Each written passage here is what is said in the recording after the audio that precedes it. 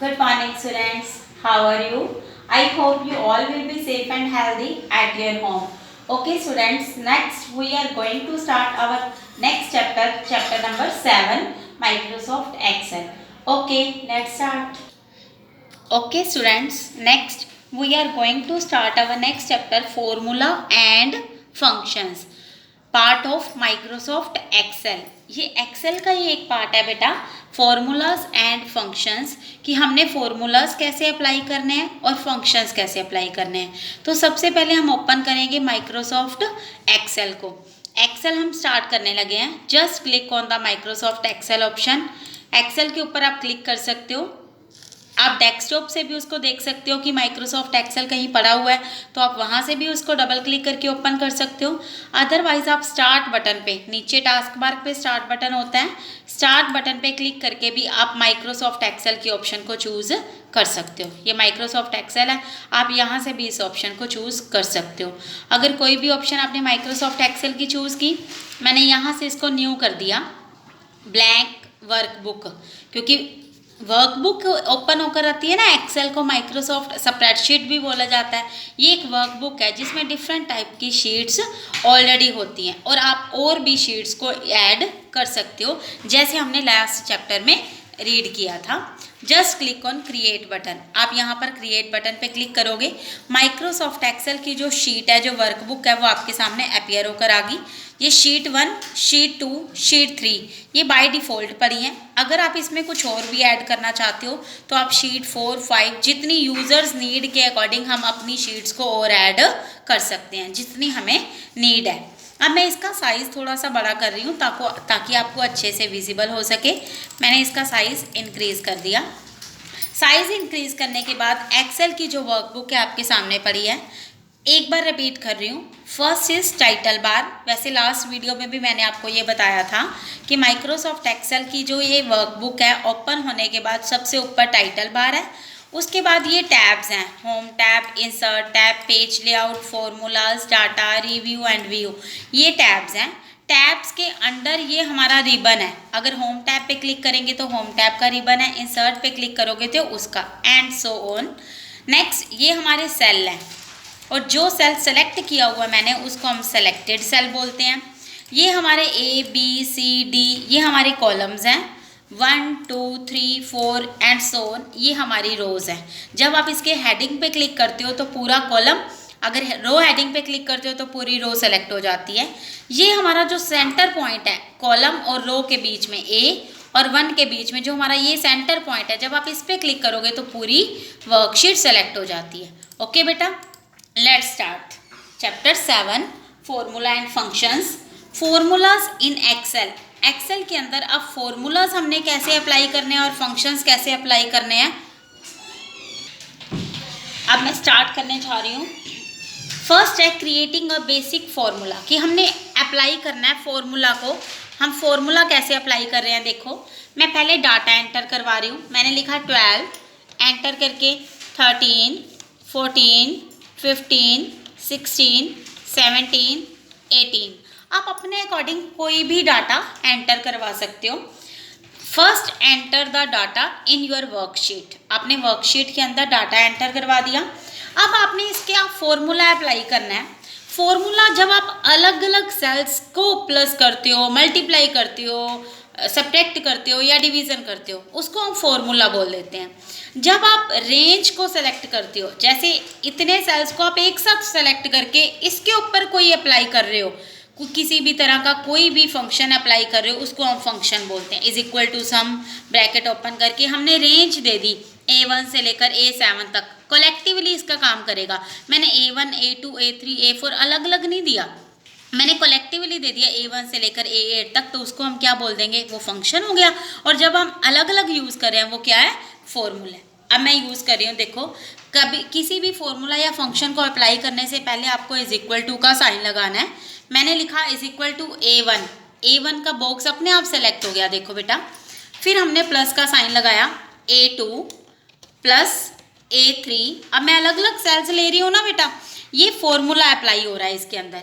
A4 plus A5, A6, A7 A1 से लेकर A7 तक सारे कंप्लीट हो गए। Just click on the enter button, आपने एंटर की को प्रेस करना है। तो देखो 105 लिखा हुआ आ गया। मीन्स इसका सम क्या है, A1 से लेकर A7 तक का सम क्या बनेगा, 105। ये हमने फॉर्मूला अप्लाई किया है। अभी मैं आपको फंक्शन भी अप्लाई करके दिखाती हूँ, लेकिन पहले आप फॉर्मूला को अंडरस्टैंड करो कि मैंने सभी को अलग अलग यूज़ किया और बीच में प्लस का साइन लगाते गए, तो ये क्या बन गया, 105 बन गया। अब जब मैं यहाँ पर क्लिक करी हूँ तो ये देखो फॉर्मूला बार में अपने आप फॉर्मूला बार में शो होकर आ रहा है कि आपने फॉर्मूला अप्लाई किया है, तो वो फॉर्मूला ही डिस्प्ले हो रहा है उसके अंदर। ठीक है, 105 पे क्लिक करूंगी तो यहाँ पर A1, A2, A3, A4, A5, A6, A7, क्योंकि this is the formula bar, ये एक फॉर्मूला बार है तो उसके अंदर 105 डिस्प्ले होकर नहीं आ रहा। अगर मैं 12 पे क्लिक करूंगी तो यहाँ 12 आ रहा है, देखो। अगर मैं 13 पे क्लिक करूंगी या 13 आ रहा है, 14 पे क्लिक करूंगी या 14 आ रहा है। लेकिन यहाँ पर आपने 105 पे डायरेक्ट 105 नहीं लिखा, हमने इसके ऊपर फॉर्मूला अप्लाई किया है, तो वो फॉर्मूला बार के अंदर शो होकर आएगा। जब आप किसी भी सेल के अंदर फॉर्मूला या फंक्शन अप्लाई करोगे तो फॉर्मूला बार के अंदर फॉर्मूला या फंक्शन ही लिखा हुआ आएगा। ओके स्टूडेंट्स, ये हमारा फर्स्ट टॉपिक था। सेकंड है यूजिंग कंपाउंड फार्मूला। अब हमने कंपाउंड फार्मूला, जैसे आप मैथ्स में करते हो कंपाउंड इंटरेस्ट निकालनी है, उसके लिए आपको प्रिंसिपल दिया होता है। मैंने P लिख लिया, P के सामने मैंने दे दिया 4 5 0 0, ये हमारा प्रिंसिपल है। P into R into T upon 100, ये उसका फॉर्मूला होता है ना इंटरेस्ट निकालने का। Principal multiply by rate multiply by time divide by 100। अब मैंने रेट उसको क्या दे दिया, R के सामने मैंने शो करवा दिया 5, रेट ऑफ इंटरेस्ट मैंने 5 दे दिया, और टाइम मैंने क्या दे दिया, 3 ईयर्स मैंने उसको टाइम दे दिया। मैंने यहाँ पर 3 ईयर्स लिख दिया। अब मैं सिंपल इंटरेस्ट निकाल रही हूँ। सिंपल इंटरेस्ट के लिए मैंने उसको शॉर्ट फॉर्म में लिख दिया सिंपल इंटरेस्ट। इसके सामने मैं फॉर्मूला अप्लाई करती हूँ, इज इक्वल टू, अब ये सेल का नेम क्या है, D1, इस सेल का नेम है D1, तो आपने लिख दिया D1, मल्टीप्लाई का साइन 8, जो आपका कीज़ है ना 1 2 3 4 5 6 नंबर कीज़ है, 8 के ऊपर होता है स्टार का साइन जो मल्टीप्लाई शो करता है, वो हमने शिफ्ट दबाकर लगाना है। ठीक है, D1 मल्टीप्लाई बाय, अब क्या करेंगे, D2 को यूज़ कर दिया, देखो सेलेक्ट हो गया। फिर से मल्टीप्लाई का साइन लगाकर हमने D3 यूज़ कर दिया। अब बैक स्लैश लगाकर हमने क्या शो कर दिया, 100। अब पहले वो इन तीनों को मल्टीप्लाई करेगा और फिर 100 से डिवाइड करके उसका आंसर हमारे सामने डिस्प्ले होकर आ जाएगा। ओके स्टूडेंट्स, समझ आया सभी बच्चों को। ये P into R into T, ये हमने सिंपल इंटरेस्ट निकाल लिया। ठीक है, ऐसे ही अगर आपने और भी फंक्शंस अप्लाई करने हैं तो आप अपना mean, median, mod, standard deviations, ये सब कुछ आप निकाल सकते हो। और अगर आपने एक स्टूडेंट का, जैसे यहाँ पर सेलेक्ट करा, आपने एक स्टूडेंट का डाटा निकाल दिया, अब यहाँ पर मैं क्लिक कर रही हूँ, 23 लिख दिया, 45 लिख दिया, 67 लिख दिया, 89 लिख दिया और 67 लिख दिया, यहाँ पर 55 लिख दिया, 90 लिख दिया। अब यहाँ पर आपने इसको सेलेक्ट करो और इसको आप ड्रैग कर दो, इसका सम अपने आप 436 बन जाएगा। ये देखो फॉर्मूला अपने आप अप्लाई होकर आ गया ना यहाँ पर। अब यहाँ क्योंकि मैंने फॉर्मूले को ही ड्रैग किया है, इस फॉर्मूला को मैंने यहाँ ड्रैग किया, फिर मैं यहाँ ड्रैग करूँगी तो सभी का सम जितना जितना ऊपर वैल्यूज़ लिखी हुई आएंगी इस तरह से सम होकर आपके सामने आ जाएगा। ये ज़रूरी नहीं आपने वर्टिकली करना है, आप इसको हॉरिजॉन्टल वे से भी यूज़ कर सकते हो। ठीक है, इस तरह से भी डाटा लिखकर उसमें भी आप सम कर सकते हो। मैंने 105 इसका तो खुद टाइप किया था ना आपके सामने, A1, A2, A3, A4, यहाँ पर मैंने टाइप नहीं किया, मैंने सिर्फ इसी फॉर्मूला को यहाँ पर ड्रैग किया, तो जो ये डाटा मैंने एंटर करवाया उसका सम अपने आप आ गया। देखो is equal to B1, B2, B3, B4, B5, B6, B7, इस तरह से अब सारे B में चेंज हो गया अपने आप, क्योंकि सम मैंने इसके नीचे जाकर ड्रैग किया और इसको इसके साथ ड्रैग कर दिया तो सम होकर आपके सामने आ गया। ठीक है बेटा, नेक्स्ट है यूजिंग फॉर्मूला एंड टेक्स्ट। अब नेक्स्ट जो हमारा टॉपिक है इसके अंदर नेक्स्ट है, मान लो मैंने टाइपिंग करनी है, मैं लिख रही हूँ यहाँ पर आपके सामने, मैंने लिखा रजनी, मैंने रजनी लिख दिया। नेक्स्ट में मैंने लिख दिया कंप्यूटर। मैंने इन दोनों को कलेक्ट करना है, कनकैटिनेशन, इसका नेम होता है, इस फंक्शन का नेम है कंकैटिनेशन। कंकैटिनेशन में आपने क्या करना है, इज इक्वल टू लगाया, इज इक्वल टू के बाद इस सेल का नेम क्या है, E1, इस सेल का नेम क्या है, E2। E1 इसका रजनी का नेम है और E2 कंप्यूटर का नेम है। मैंने उसको नेम दे दिया E1, सेलेक्ट हो गया ना E1। अब मैंने सेंटर में साइन दिया एंड का साइन होता है 7 के बिल्कुल ऊपर, तो शिफ्ट दबाकर आपने लगाना है। फिर मैंने दे दिया E2। अब मैंने जैसे ही एंटर की क्लिक किया, देखो रजनी और कंप्यूटर, कंकैटिनेट मीन्स कलेक्ट होना, मीन्स इकट्ठा होना, तो रजनी और कंप्यूटर अपने आप इकट्ठा होकर आ गया। मैंने यहाँ पर दिया तो नहीं ना, देखो यहाँ फॉर्मूला डिस्प्ले होकर आ रहा है। यहाँ रजनी मैंने क्लिक किया, रजनी टाइप किया था तो रजनी ही लिखा हुआ आ रहा है। यहाँ मैंने कंप्यूटर टाइप किया तो कंप्यूटर ही टाइप होकर आ रहा है। लेकिन यहाँ पर मैंने फॉर्मूला या फंक्शन जो भी हम अप्लाई करेंगे, अगर मैंने फॉर्मूला या फंक्शन अप्लाई किया है तो वो ही यहाँ पर जो फॉर्मूला या फंक्शन आपने अप्लाई किया है फॉर्मूला बार में, वो सेम फंक्शन और फॉर्मूला ही अप्लाई होकर आएगा। ओके बेटा, ये हमारा कंकैटिनेशन है। अब मैं चाहती हूँ कि रजनी और कंप्यूटर के बीच में स्पेस आए, तो मैं क्या करूँगी, इज इक्वल टू लिखकर E1, उस सेल का नेम था E1।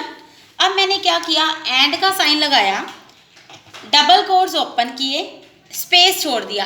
1 टाइम छोड़ोगे तो 1 बार स्पेस आएगा, 2 टाइम छोड़ोगे तो 2 बार स्पेस आएगा। फिर डबल कोट्स क्लोज कर दिए, फिर एंड का साइन आपने लगा दिया, फिर E2 आपने लिख दिया, सेलेक्ट हो गया। Just click on the enter, आपने एंटर की प्रेस की, देखो दोनों में डिफरेंस आ रहा है ना बेटा। रजनी और कंप्यूटर यहाँ पर कंकैटिनेट होकर एक साथ ही आ रहा है, कोई स्पेस नहीं आ रहा। लेकिन यहाँ रजनी और कंप्यूटर के बीच में स्पेस आ रहा है। मैंने 2 टाइम स्पेस क्लिक किया था तो 2 टाइम ही स्पेस आपके सामने डिस्प्ले होकर आ रहा है। कंकैटिनेशन, ये हमारा नेक्स्ट टॉपिक था कंकैटिनेशन। समझ आ गया होगा आई होप आप सभी को। नेक्स्ट है सेल रेंज। रेंज किसको बोलते हैं, स्टार्टिंग में मैंने आपको बताया था, जब हम इंडिविजुअल सेल्स को, अलग अलग सेल्स को लेते हैं उसको हम सेल्स बोलते हैं। ओपनली हमने रेंज नहीं ली, मीन्स इंडिविजुअल सेल्स है वो। लेकिन जब आप इनको एक साथ सेलेक्ट करते हो उसको हम क्या बोल देते हैं, रेंज। ये रेंज है, A1 से लेकर A8 तक की रेंज है, ठीक है। अब जस्ट लाइक मैंने यहाँ पर टाइप किया आपके सामने, मैंने यहाँ पर लिखा 12, 23, 34, 45, 56, 67, 78, ये रेंज आ गई। अगर आप इसको इकट्ठा सेलेक्ट करते हो तो एक तो मेथड ये है कि आप फर्स्ट पे क्लिक करो, इसको ड्रैग कर दो, माउस से क्लिक करके फर्स्ट सेल पे क्लिक करना है। Just click on the first cell, just like 12, आपने उसको सेलेक्ट किया, ड्रैग इट वर्टिकली और हॉरिजेंटली। अगर डाटा इस साइड पे पड़ा है तो हॉरिजेंटली सिलेक्शन में ले जाओ, ड्रैग कर लो। अगर वर्टिकली पड़ा है तो नीचे वाली साइड पे ले आओ, ठीक है। अब अगर आप कहीं भी साइड पे क्लिक करोगे तो ये जो सिलेक्शन थी ये कैंसिल हो जाएगी। जस्ट मैंने यहाँ क्लिक किया तो ऑलरेडी जो सिलेक्शन पहले थी रेंज की वो डीसेलेक्ट होगी। मैं चाहती हूँ कि उसी के आगे मैंने दोबारा से क्लिक करना है, मैं रेंज को और आगे एक्सटेंड करना चाहती हूँ, रेंज को और आगे लेकर जाना चाहती हूँ। Just click on the F8 की फ्रॉम कीबोर्ड। कीबोर्ड से आप F8 की प्रेस करोगे तो वो डीसेलेक्ट नहीं होएगा। आप यहाँ क्लिक करोगे, यहाँ क्लिक करोगे, नीचे जाओगे और क्लिक करते रहोगे, देखो सेलेक्ट अपने आप वो। लेकिन अगर आपने माउस की किसी भी फंक्शन को एडिट कर दिया, चेंजेस कर दी, फिर आप नहीं कर पाओगे। F8 की दबाना है, फिर उसके नीचे क्लिक करना है, उसके नीचे क्लिक करना है तो आप यहाँ पर सिलेक्शन ले सकते हो, ठीक है। लेकिन अगर आप किसी और फंक्शन को अप्लाई कर दोगे, अब जैसे यहाँ देखो सिलेक्शन में आ रहा है ना सारा का सारा डाटा, वो डीसेलेक्ट नहीं हो रहा। जब तक आप F8 की प्रेस अगेन नहीं करोगे वो डीसेलेक्ट नहीं होएगा। जहाँ तक भी आप सेलेक्ट करते जाओगे अपने आप सिलेक्शन में ले जाएगा। लेकिन देखो अब मैंने एरो की से नीचे गई, मैंने क्लिक करना स्टार्ट कर दिया क्योंकि मैंने बीच में एरो की यूज़ कर ली ना, माउस की सेंटर से जो एरो बना होता है माउस के सेंटर में, मैंने उससे नीचे मूव किया और जाकर क्लिक किया तो वो अपने आप सारा डी सिलेक्शन में चेंज हो गया, ठीक है। समझ आया सभी बच्चों को। एक्सटेंड कैसे करते हैं, पहले इसको सेलेक्ट कर लो, चाहे ड्रैग करके सेलेक्ट करो, चाहे सिंपल शिफ्ट की प्रेस करके, शिफ्ट की से एरो की। अब मैं माउस नहीं यूज़ कर रही, मैं माउस से नहीं कर रही, सिर्फ फर्स्ट सेल पे क्लिक करना है। माउस से आप इसको ड्रैग भी कर सकते हो इस तरह से। अब मैं माउस नहीं यूज़ कर रही कीबोर्ड से आप शिफ्ट की को प्रेस करे रखोगे, शिफ्ट की छोड़नी नहीं, और आपने एरो की से जैसे जैसे नीचे जाते जाओगे शिफ्ट की दबाकर, तो वो अपने आप सारा का सारा सिलेक्शन में होता जाएगा। ठीक है, सभी को समझ आया कैसे सिलेक्शन लेते हैं। नेक्स्ट, आज का लास्ट टॉपिक हमारा है नेमिंग अ रेंज। मान लो मैंने इसका सम करना है, लेकिन मैं चाहती हूँ मेरे को देना ना पड़े H1 से H7, मैं इसका एक नेम डिफाइन कर देती हूँ और हर शीट में मैं उसका नेम ही यूज़ कर लूँगी। ठीक है, तो हमने क्या करना है, हमने यूज़ करना है फॉर्मूला टैब। ये हमारा होम टैब है, ये इंसर्ट है, ये पेज लेआउट है, ये फॉर्मूला है। मैंने पहले सेल्स को सेलेक्ट करना है, सेलेक्ट करना नहीं भूलना। जिसको आप नेम देना चाहते हो आप उसको सेलेक्ट करोगे, पहले आप उनको सेलेक्ट कर लोगे। Just click on the formula tab, उसके बाद आप फॉर्मूला टैब पे क्लिक करोगे। फ्रॉम डिफाइंड नेम्स ग्रुप, ये रहा डिफाइंड नेम्स ग्रुप, जहाँ मेरा माउस का पॉइंटर मूव कर रहा है ना बेटा, ये हमारा डिफाइंड नेम्स ग्रुप है। इसमें ऑप्शन है डिफाइन नेम। जैसे ही आप डिफाइन नेम पे क्लिक करोगे, the new name dialog box is appear on your screen. New name का जो डायलॉग बॉक्स है वो आपकी स्क्रीन पर अपीयर होकर आ जाएगा। जस्ट टाइप योर नेम, मैंने उसको नेम दे दिया कंप्यूटर, मैंने उसको नेम कंप्यूटर दे दिया। उसने पूछा स्कोप, क्या आप वर्कबुक में उसको चूज करना चाहते हो या वर्कशीट में। अगर तो शीट 1 में करना चाहते हो तो शीट 1 नाम दे दो यहाँ पर वर्कबुक की जगह पर। अगर शीट 2 करना चाहते हो तो शीट 2 दे दो। अगर शीट 3 में करना चाहते हो तो शीट 3 दे दो। लेकिन अगर आप चाहते हो कि शीट 1, 2, 3 तीनों में ये नेम डिफाइन होकर आए, H1 से लेकर H7 तक की रेंज फिर तीनों वर्कशीट में सेम नाम से डिफाइन हो जाएगी। ठीक है, तो फिर हम क्या करेंगे, वर्कबुक ही रहने देते हैं। यहाँ पर अगर आपको उसका कोई कमेंट लिखना है कि साथ में अपीयर होकर आए कमेंट, तो आप वो भी यहाँ पर टाइप कर सकते हो, कुछ भी आप टाइप कर सकते हो यहाँ पर। ठीक है, ये देखो नीचे उसका रेफरेंस आ रहा है, ये उसका सारा पाथ लिखा हुआ है H1 से लेकर H7, H1 से H7 उसका सारा पाथ लिखा हुआ आएगा। जब आप उसका प्रैक्टिकल करके देखोगे ना बेटा, आपको अपने आप सारा दिखाई दे जाएगा साथ साथ। Just click on the okay button, आपने ओके बटन पे क्लिक कर देना है। ठीक है, ओके पे क्लिक करने के बाद उसका जो नेम है ना H1 से लेकर H, इसका ये नेम डिफाइन हो गया कंप्यूटर। अब देखो यहाँ लिखा हुआ आ रहा है कंप्यूटर, अदरवाइज मैंने कंप्यूटर कहीं टाइप तो नहीं किया, यहाँ पर नहीं किया ना। अब मैं H ये लिखूंगी तो H1 लिखा हुआ आ रहा है, H2, H3, H4, H5, 6 and 7। मैं इस रेंज को सेलेक्ट कर रही हूँ, I1 लिखा हुआ आ रहा है क्योंकि आपने स्टार्ट कहाँ से किया, I1 से। लेकिन मैं यहाँ पर क्लिक करके इसको ड्रैग कर रही हूँ तो इसका नाम कंप्यूटर लिखा हुआ आ रहा है क्योंकि हमने इस रेंज का नाम क्या सेट कर दिया, कंप्यूटर। अब मैं मान लो इसका सम करवाती हूँ। मैंने इस सेल को सेलेक्ट कर लिया, सेलेक्ट करने के बाद हमने टाइप किया is equal to sum, bracket open कर दी मैंने। अब मैंने यहाँ नेम देना उसको जो हमने नेम चूज़ किया है, डायरेक्ट नहीं लिखना आपने नेम, आपने वैसे ही फॉर्मूला टैब को यूज़ करना है, डिफाइंड नेम्स। अब देखो बाकी सारा क्योंकि आपने सेलेक्ट नहीं की हुई ना कोई भी रेंज, तो बाकी सारा डीसेलेक्ट है, लेकिन यूज़ इन फॉर्मूला एक्टिव है। जब आप इसके ऊपर क्लिक करोगे तो आपका नेम डिस्प्ले होकर आ रहा होगा, जो जो आपने नाम लिए हैं वो नेम यहाँ पर डिस्प्ले होकर आ रहे होंगे। मैंने यहाँ पर कंप्यूटर को सेलेक्ट कर लिया, कंप्यूटर आ गया लिखा हुआ, और अपने आप उसने कंप्यूटर को सेलेक्ट कर लिया, मैंने नहीं किया था सेलेक्ट, अपने आप ये सेलेक्ट हो गया। अब मैं सिर्फ इसकी ब्रैकेट को क्लोज कर रही हूँ। Just click on the enter button, जैसे ही आप एंटर पे क्लिक करोगे तो इसका सम होकर आपके सामने आ गया, is equal to sum computer, कि इसका सम होकर इस बॉक्स में आपके सामने डिस्प्ले हो गया। समझ आ गया? ठीक है बेटा, फर्स्ट टॉपिक हमने किया था बेसिक फॉर्मूला, कि सिंपल आपने प्लस कैसे करना है, जो मैंने ये आपको प्लस करके दिखाया। ये रेंज है और ये जो मैंने प्लस करके दिखाया था वो मैंने आपको simple A1, A2, A3, A4, A5, A6, A7 इस वे से करके दिखाया था। ये मैंने आपको एक्स्ट्रा भी बता दिया कि इसको आप ड्रैग करके आगे आगे भी लेकर जा सकते हो जितना आप सम, लेकिन डाटा पड़ा होएगा तो ही यहाँ सम होकर आएगा ना। पहले डाटा जरूर एंटर करवाना है, विदाउट एंट्री तो आप कुछ नहीं ना कर सकते। उसके बाद हमने कंपाउंड इंटरेस्ट किया, ये PRT, P into R into T, ये लिखा हुआ है D1, D2, D3 divide by 100, ये आप करके भी देख सकते हो साथ साथ। उसके बाद फॉर्मूला में मैंने आपको करके दिखाया रजनी कंप्यूटर। कंकैटिनेट करके दिखाया फंक्शन यूज़ करके। ये विदाउट स्पेस था, ये विद स्पेस करके दिखाया।